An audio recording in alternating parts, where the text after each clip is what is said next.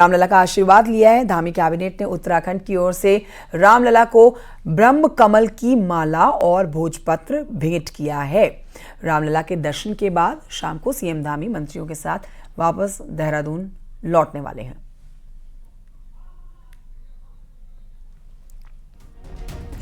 तो ये तस्वीरें आपके सामने उस वक्त की जब मुख्यमंत्री पुष्कर सिंह धामी अपनी कैबिनेट के साथ अयोध्या पहुंच के रामलला के दरबार में मत्था टेकते हैं और ये पूरी कैबिनेट उनके साथ आपको नजर आएगी। प्रेमचंद्र अग्रवाल उनके साथ में हैं, पीछे रेखा को देख सकते हैं आप। तो ये सारे कैबिनेट के जो मंत्री हैं इस समय मौजूद मुख्यमंत्री पुष्कर सिंह धामी के साथ। केवी शुक्ला और जानकारी देंगे। केवी शुक्ला, दर्शन कर लिए हैं मुख्यमंत्री पुष्कर सिंह धामी ने? जी देखिए, उत्तराखंड के मुख्यमंत्री अपने कैबिनेट के साथ अयोध्या पहुंचे और रामलला का दर्शन पूजन किया। इस दौरान उन्होंने उन्होंने भावुक होते हुए कहा कि ये हमारे लिए बहुत ही भावुक क्षण है। भगवान रामलला 500 वर्षों के बाद अपने भवन में विराजमान हुए हैं। भगवान रामलला की कृपा से हर सनातनी की भावना की जीत हुई थी। ऐसे में उन्होंने पीएम मोदी और सीएम योगी को नेतृत्व कहा कि अब ये एक नया कालखंड शुरू हुआ है। अयोध्या में जो है अब राम युग की शुरुआत हुई है। तो ऐसे में हम बहुत ही सौभाग्यशाली हैं कि हम अयोध्या में पहुंचकर भगवान रामलला का दर्शन कर रहे हैं। उन्होंने अपनी याद ताजा करते हुए कहा कि जब हम लखनऊ में पढ़ते थे उस समय भी हम अयोध्या जाया करते थे और रामलला दर्शन करते थे, लेकिन उस समय भगवान रामलला टेंट में विराजमान थे। उस समय भी हम भावुक होते थे, लेकिन आज हमारे अंदर भावुकता है तो एक अलग प्रकार की भावुकता है। तो आज मैं देखकर मैं बहुत खुशी हो रही कि भगवान रामलला अपने जन्म स्थान पर विराजमान हुए। तो कुल मिला के कैबिनेट के साथ दर्शन पूजन करने के बाद उन्होंने ये भी कहा कि उन्होंने मुख्यमंत्री योगी आदित्यनाथ से अयोध्या में जमीन की भी ठीक है। केवी शुक्ला, दर्शन हो गए हैं मुख्यमंत्री पुष्कर सिंह धामी के अपनी कैबिनेट के साथ, लेकिन आगे के कार्यक्रम क्या रहने वाले हैं? केवी शुक्ला, इस पर जानकारी दीजिए, क्योंकि आज ही उनको अयोध्या से देहरादून लौटना भी है। अयोध्या में दर्शन पूजन अब हो चुका है। वहां पे अंदर में जो है जो ट्रस्ट के महासचिव हैं चंपत राय, उनसे मुलाकात कर रहे हैं। मुलाकात करने के बाद वापस ये महर्षि वाल्मीकि रिपोर्ट आएंगे। ये रिपोर्ट पे ये देहरादून के लिए रवाना होंगे। ठीक है, बहुत शुक्रिया आपका जानकारी के लिए। तो तस्वीरें लगातार दिखा रहे हैं। रामलला के दरबार में इस समय धामी कैबिनेट मौजूद हैं और भगवान श्री राम के दर्शन करने का, उनके आशीर्वाद लेने का जो कार्यक्रम आज का था, प्रमुख कार्यक्रम, वो पूरा हो गया है। आगे कुछ और कार्यक्रम हैं जिनमें धामी कैबिनेट शिरकत करने जा रही है और आज ही एक ही दिन अपने राज्य उत्तराखंड वापस भी लौट आएंगे मुख्यमंत्री पुष्कर सिंह धामी अपनी कैबिनेट के साथ। तो आज का दिन तय किया गया था भगवान श्री राम के दर्शन करने का और आज दर्शन कर चुके हैं। राम दरबार में इस समय हाजिरी लगाई है मुख्यमंत्री पुष्कर सिंह धामी ने और अपनी कैबिनेट के साथ यहां पहुंचे थे भगवान श्री रामलला के दर्शन करने के लिए।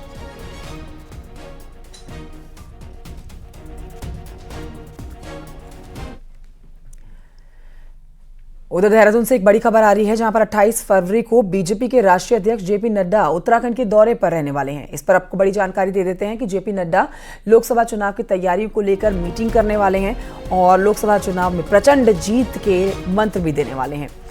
खबर है कि दिल्ली में हुए बीजेपी के राष्ट्रीय अधिवेशन में जो रणनीति बनी है वो बीजेपी अब उत्तराखंड में लागू करने जा रही है और इसीलिए जेपी नड्डा का यह दौरा बेहद महत्वपूर्ण।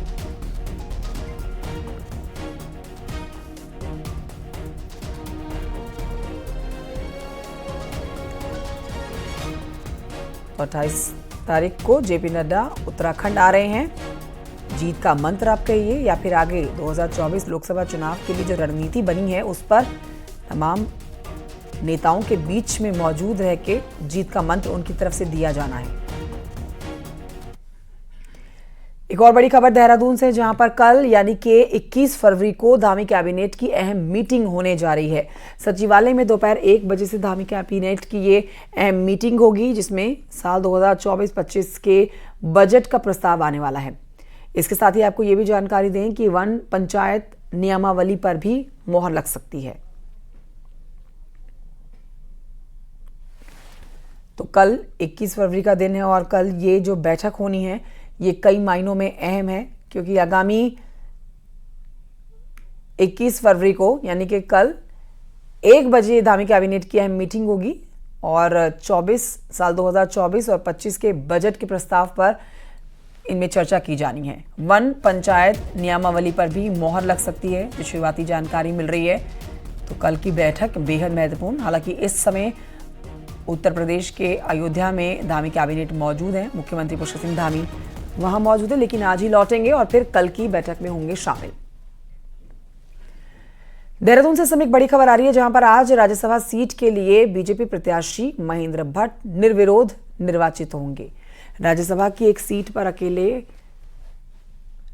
महेंद्र भट्ट जो हैं उन्होंने नामांकन किया है और 3 बजे के बाद आयोग भट्ट के निर्विरोध निर्वाचन की घोषणा भी करेगा। निर्वाचन के बाद महेंद्र भट्ट विधानसभा से बीजेपी ऑफिस तक रोड शो करेंगे।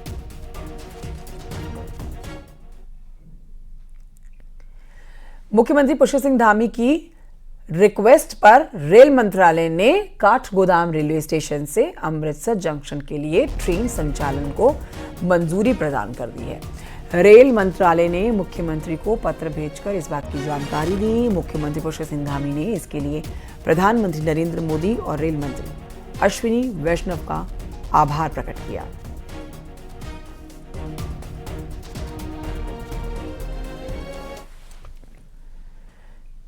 बनभूलपुरा दंगे की अब बात करेंगे, जहां पर 4 नामजद आरोपी अभी भी फरार चल रहे हैं बनभूलपुर हिंसा से जुड़े हुए, जिसमें इस घटना का जो मास्टरमाइंड है अब्दुल मलिक और उसका बेटा मोईद भी शामिल है। 13 दिन से फरार चल रहे हैं मलिक और उसका बेटा। अब इन पर इनाम घोषित करने की तैयारी कर ली गई है।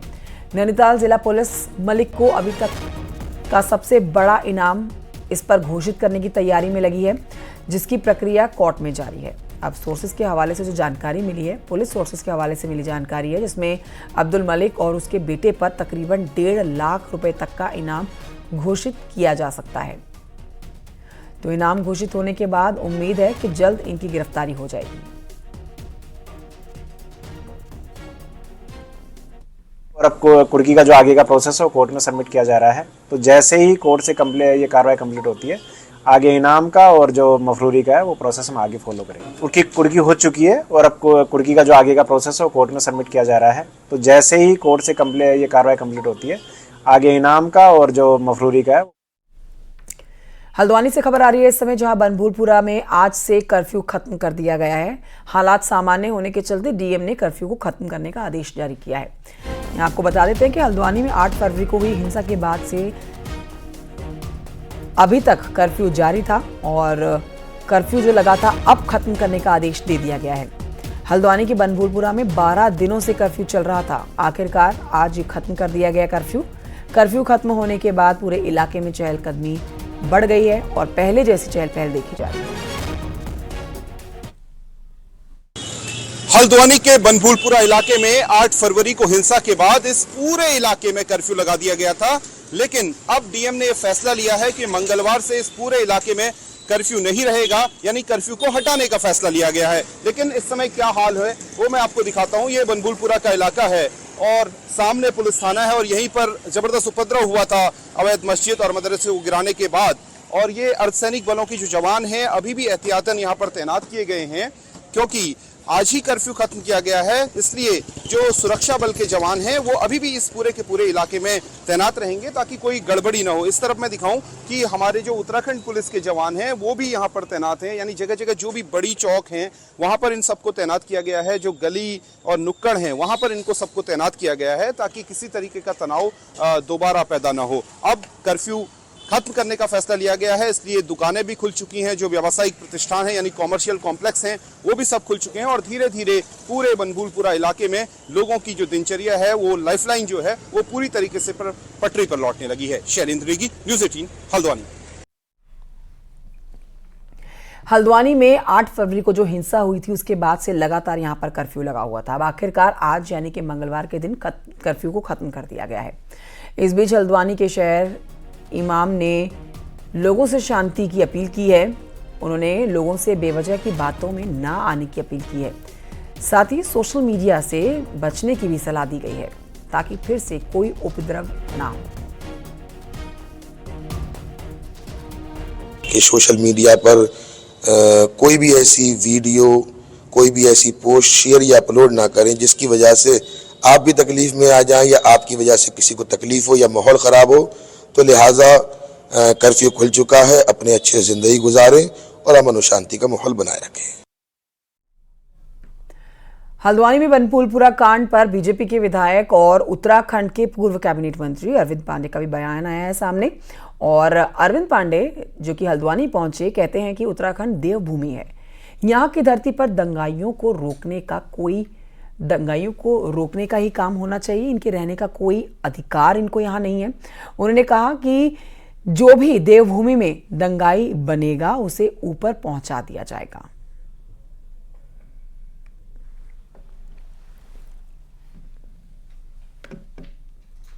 हैं, मैं उनको किसी जाति मजहब का नहीं मानता हूँ, ये किसी जाति मजहब के होते भी नहीं है।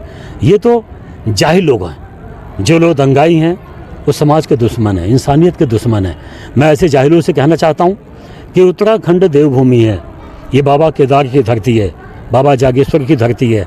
यहाँ जो दंगाई बनेगा वो सीधे ऊपर जाएगा, उसको नीचे रहने का कोई अधिकार नहीं है। पिछले 2 दिनों से पहाड़ों में रुक रुक कर बारिश और बर्फबारी का दौर लगातार जारी है। बद्रीनाथ धाम में भी जबरदस्त बर्फबारी हुई है। बद्रीनाथ धाम में 1 से 2 फीट तक बर्फ की सफेद चादर जमा हो चुकी है। अभी भी बद्रीनाथ धाम में बर्फबारी हो रही है। शीतकाल में बद्रीनाथ धाम के कपाट बंद हैं, लेकिन यहां मंदिर सुरक्षा में तैनात कर्मचारियों को बर्फबारी के बीच में अब परेशानियों का सामना करना पड़ रहा है। बर्फबारी के बाद बद्रीनाथ राष्ट्रीय राजमार्ग हनुमान चट्टी से लेकर बद्रीनाथ धाम तक बाधित हो चुका है। मलारी राष्ट्रीय राजमार्ग भी बर्फबारी के बाद बाधित हो चुका है। जोशीमठ औली मोटर मार्ग भी धीरे धीरे बर्फ यहां पर जो जमने लगी है। हालांकि सभी जगह पर बीआरओ के जवान तैनात हैं, मशीनें भी तैनात की गई हैं जो कि बर्फ को हटाने का काम तेजी से कर रहे हैं।